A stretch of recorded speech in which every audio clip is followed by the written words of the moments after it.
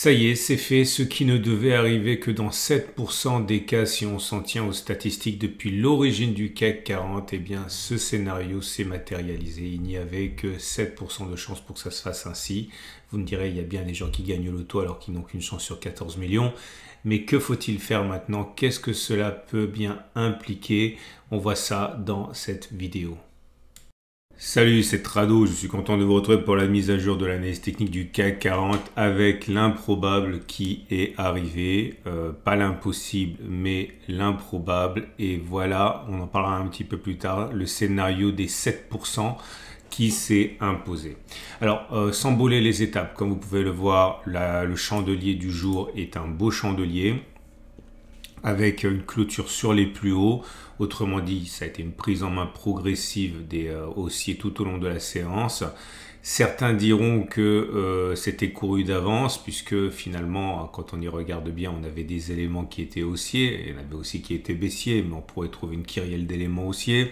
Par exemple, la combinaison de chandeliers japonais, là, on l'avait backtesté pas plus tard que la semaine, qu'en début de semaine, avalement haussier, et derrière il y a une hausse, puis un autre avalement haussier, donc là on a eu une hausse aussi. Après, c'est toujours pareil, hein, à n'importe quel moment, vous avez des choses qui vous disent que ça va monter, d'autres qui vous disent que ça va baisser, y compris des choses statistiquement démontrées. Et là, c'est les haussiers qui l'ont emporté, entre parenthèses, à mon grand dam, hein, puisque moi j'étais en trade baissier, mais bon, c'est pas le problème. En tout cas, on casse la résistance horizontale et on casse l'oblique de résistance descendante, donc 2 en 1. Vous remarquerez également que au niveau des bougies Aiki-Nashi, forcément, hein, c'est pas mauvais du tout. C'était déjà pas mauvais, j'ai envie de dire, la bougie précédente, puisque c'était une bougie verte. Et là, c'est carrément une bougie haussière avec un long corps vert sans mèche basse. Bref, au regard de ça, il est plus susceptible que la hausse soit devant nous qu'elle soit terminée, hein.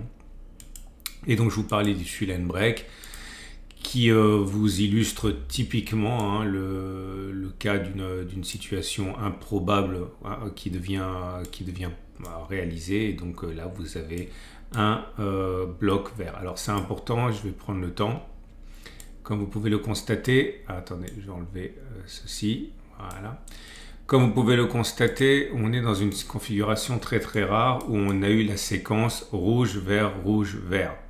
Alors je vous renvoie aux vidéos de la semaine dernière où j'avais testé ça, mais regardez, là, les petites flèches rouges, c'était les scénarios où on avait eu donc la même chose. Rouge, vert, rouge, mais derrière c'était encore rouge. Rouge, vert, rouge, rouge. Rouge, vert, rouge, rouge. Rouge, vert, rouge, rouge, etc. Ouais, c'est ça justement qui avait montré qu'on était beaucoup plus enclin à considérer que le prochain bloc soit rouge que vert. Et uniquement dans 3 cas, depuis l'origine du CAC 40, hein, excusez du peu, eh bien on avait la séquence à laquelle on a assisté aujourd'hui, hein, donc rouge, vert, rouge, vert. Donc forcément, la question qu'on peut se poser légitimement, qu'est-ce qui se passe maintenant? Et bien voilà, on va regarder ce qui s'est passé dans uniquement les 3 cas depuis l'origine du CAC 40. Donc on a eu la séquence que je viens de mentionner, rouge, vert, derrière vert. Ok, le deuxième cas, il est arrivé plusieurs années auparavant. Tout ça, c'est des séquences rouge, vert, rouge, rouge, rouge. Rouge, vert, rouge, rouge, rouge. Voilà, là pareil. Rouge, vert, et derrière vert. Et le dernier cas, depuis, je sais que je me répète, hein, c'est l'âge qui veut ça, le dernier cas depuis l'origine du CAC 40, encore une fois, rouge, vert, et derrière un petit bloc vert. Donc, ça ne vaut pas grand-chose, puisqu'on ne peut absolument pas tirer de conséquences sur 3 occurrences, mais voilà, depuis l'origine du CAC 40 quand même, hein, 1988, eh bien, normalement, du moins ça s'est toujours passé comme ça, on devrait avoir derrière encore un bloc vert. Autrement dit, après une double feinte de corps, on ne va pas avoir une triple feinte de corps. Qu'est-ce que ça veut dire, on ne va pas avoir? Ça ne veut rien dire, parce qu'il y a plein de choses comme ça qu'on pensait n'arriveraient pas jusqu'au moment où elles sont arrivées. Hein, regardez, Qui pensait qu'on pourrait avoir un mouton à 5 pattes avant qu'on en ait eu un pour la première fois? Qui pensait que on trouverait, je sais pas moi, du pétrole en France avant qu'on en trouve? Qui pensait que votre femme vous trouve à votre goût avant qu'elle le fasse? Bref, l'idée c'est que c'est pas parce que on n'a pas eu d'occurrence avant que ça peut pas arriver, ok? On est entouré de choses qui, à un moment ou à un autre, n'existaient pas et qui sont devenues possibles. Qui pensait qu'on pouvait atteindre le sommet de l'Himalaya ou traverser la Manche à la nage, etc. Donc voilà. Et la morale de cette histoire, à mon sens, est que même si c'est statistiquement très en faveur de votre pari, vous devez toujours garder à l'esprit que vous ne devez pas délaisser le money management. Il ne faut pas prendre de risques inconsidérés. Parce que là, clairement, il n'y avait que 7% de cas depuis l'origine du CAC 40 où il s'est passé ce qui s'est passé cette fois, mais c'est arrivé. Vous savez, quand on y pense, même quand on pense 93% des cas, ça veut dire globalement que dans un cas sur 10, okay, dans 90 cas sur 10, c'est pour vous, et dans un cas sur 10, enfin, par 9 cas sur 10, c'est dans votre sens, et 1 cas sur 10, c'est contre vous. 1 sur 10, c'est pas non plus énorme, hein. Donc voilà, il faut éviter de se fourvoyer lorsqu'on met des sentiments sur des pourcentages, hein. 1 cas sur 10, ça semble moins impressionnant qu'à 90%, pourtant c'est exactement la même chose, hein. Je veux dire dans l'autre sens, quoi, hein. Et à partir de là, oui, on peut parier sur le fait que le prochain bloc devrait être vert. Mais faites attention à l'exposition et au risque que vous prenez parce que tout est possible. Donc, bon voilà, hein, c'est pas dans le sens qui m'arrange naturellement, mais c'est une bonne leçon, un bon rappel alors pour moi aussi, hein. Sauf que, comme vous le savez, moi je risque jamais plus de, allez, entre 0,5 et 2% de mon capital, quoi qu'il arrive, hein. Alors donc nous voilà avec des éléments techniques qui du coup doivent être pris en considération puisque je vous avais expliqué qu'on était dans un trading range et que c'était l'alpha et l'oméga finalement du trading qui s'imposait, et là ben, on est sorti, hein. Alors ce que je vois bien, le coup classique si vous me passez l'expression, c'est ça, c'est-à-dire qu'on va éventuellement, on est passé, on va éventuellement monter un petit peu, derrière on va replonger, faire douter et remonter. Voilà, ça c'est le cas le plus classique auquel je peux être confronté dans mon trading depuis 20 ans, c'est-à-dire le but du jeu, ça va être de faire croire que c'est une fausse cassure, alors qu'en fait ce serait une vraie cassure qui va prendre un petit peu de retard à l'allumage, mais voilà ce que j'ai en tête. Donc je redeviens haussier, et c'est intéressant parce qu'en même temps que j'ai été, voilà, les faits sont là pour le prouver, hein. J'ai été baissier au regard du three line break. On a d'autres éléments qui militaient eux pour la hausse depuis autant de temps, hein, puisque vous voyez le super trend, on avait dit que ça devait clôturer plus haut puisque ça avait été cassé à la hausse. Ben, ça y est, ça a été fait, hein. Le SAR, pareil, il était haussier depuis un moment. Les PRT bonds, ok. Ça y est, on savait très très bien que les PRT bands, c'est comme le three line break. On aurait dû avoir normalement statistiquement, eh bien, un plus bas par rapport à la bougie de cassure, et ça s'est pas passé comme ça. On est repassé au-dessus, et là maintenant il redevient haussier. Donc vous voyez, c'est parmi les choses les plus fiables qui ont été prises en défaut. Mais qu'est-ce que ça veut dire du coup? Est-ce que ça veut dire qu'il faut faire l'inverse des choses les plus statistiquement plausibles? Je vous laisse répondre individuellement à cette question, mais je pense qu'il est plus intéressant surtout de se rendre compte, comme un rappel à l'ordre, que ces choses arrivent là, et ces choses-là arrivent, et il faut simplement gérer sa position en continuant de parier dans le sens qui semble, en termes d'espérance mathématique, hein, le plus plausible. Mais là, voilà, ce sont des éléments lourds qui repassent haussier. Et puis vous avez également le vortex. Non, pardon. C'est l'Haroun qui délivre un signal haussier à présent.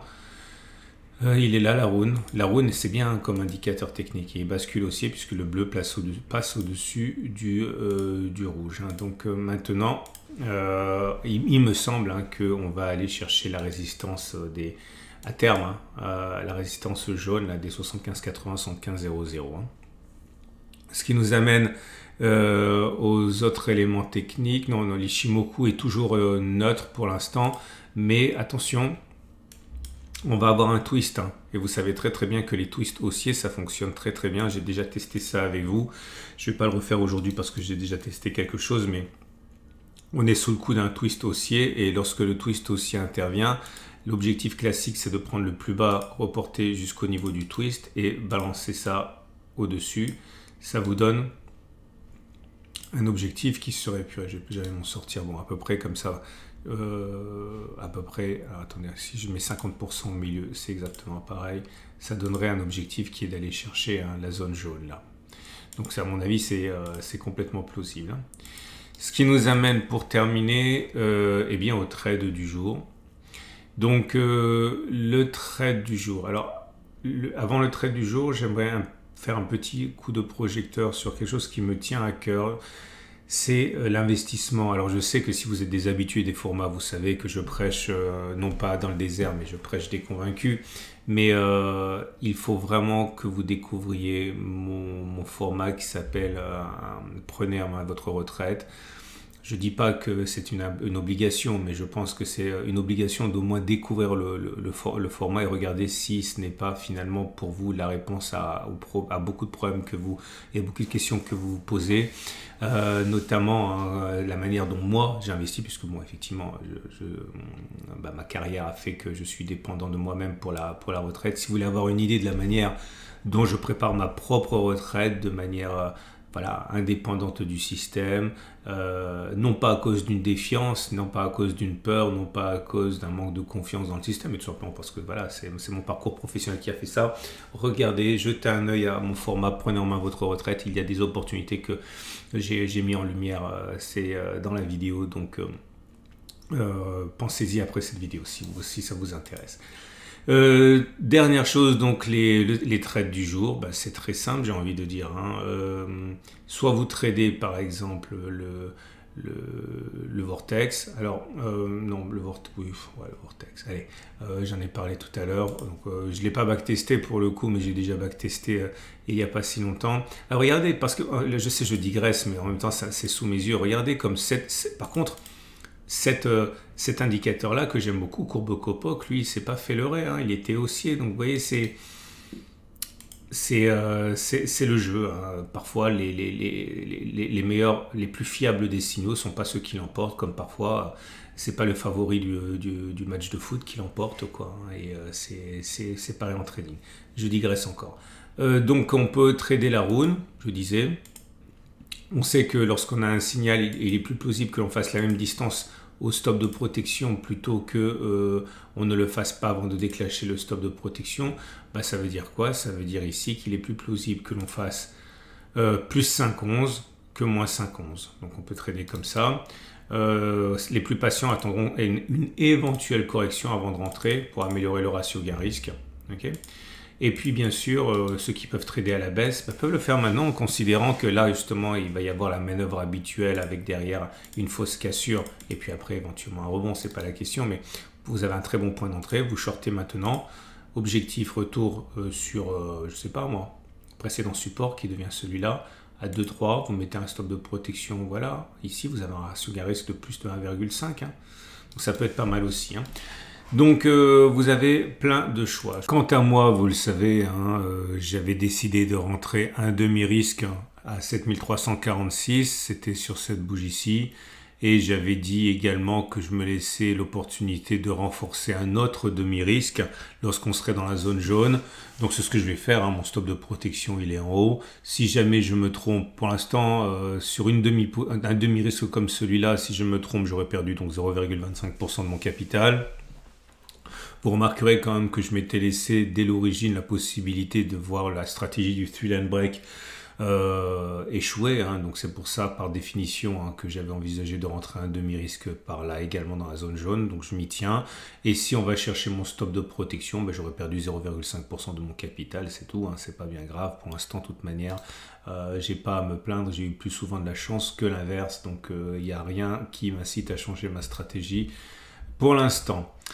Je vous souhaite une excellente journée, je vous invite à regarder mon format Préparez votre retraite. Si vous avez aimé cette vidéo, merci de la liker, ça me fait toujours plaisir. Si vous avez vraiment aimé le format, pensez à vous abonner. Si vous n'avez vraiment pas aimé le format, pensez à le recommander aux gens que vous n'aimez pas.